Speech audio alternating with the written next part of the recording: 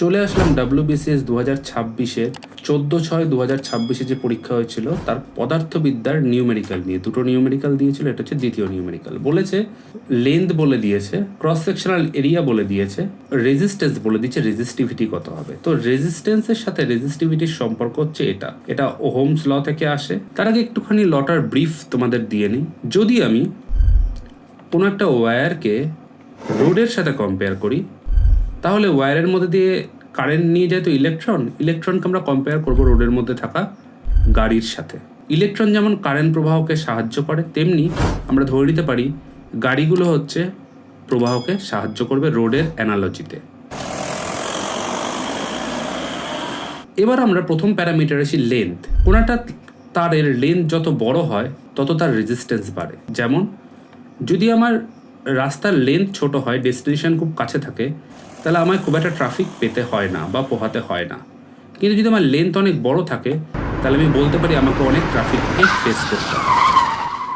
Cross sectional area হচ্ছে সেই area যেটা যত বেশি হয় তত রেজিস্ট্যান্স কম হয়, যত ছোট হবে রেজিস্ট্যান্স তত কিন্তু বাড়বে। যেমন এখানে ওয়ান ওয়েতে আমি জানি যে আমার যথেষ্ট পরিমাণে জ্যাম হয়, বাট এটাই যদি 4 ওয়ে লেন হতো তাহলে কিন্তু আমি বলতে পারি যে আমি যতই জ্যাম হোক না কেন আমাকে কিন্তু কোনো রকম প্রবলেমের সম্মুখীন হতে হবে না।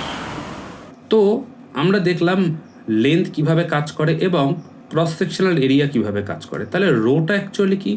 রোটা হচ্ছে সেই কোয়ালিটি যেটা inherent properties of the wire. Like কোনো তার হতে পারে সেটা অ্যালুমিনিয়ামের, কিংবা হতে পারে সেটা কপারের, এটা তার নিজস্ব প্রপার্টি। তো এই যে কপারের জন্য যে রো হবে এবং অ্যালুমিনিয়ামের জন্য যে রো হবে সেটা সবসময় ইউনিক হবে, এবং এটা এই মেটেরিয়ালটার প্রপার্টি।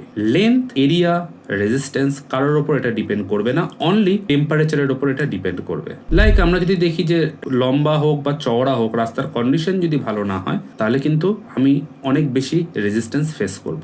তো রেজিস্টিভিটি হচ্ছে এর ইকুইভ্যালেন্ট। তো এই ফর্মুলা যদি দেখি তাহলে আর এর ভ্যালু বলেছে 10 ওহম,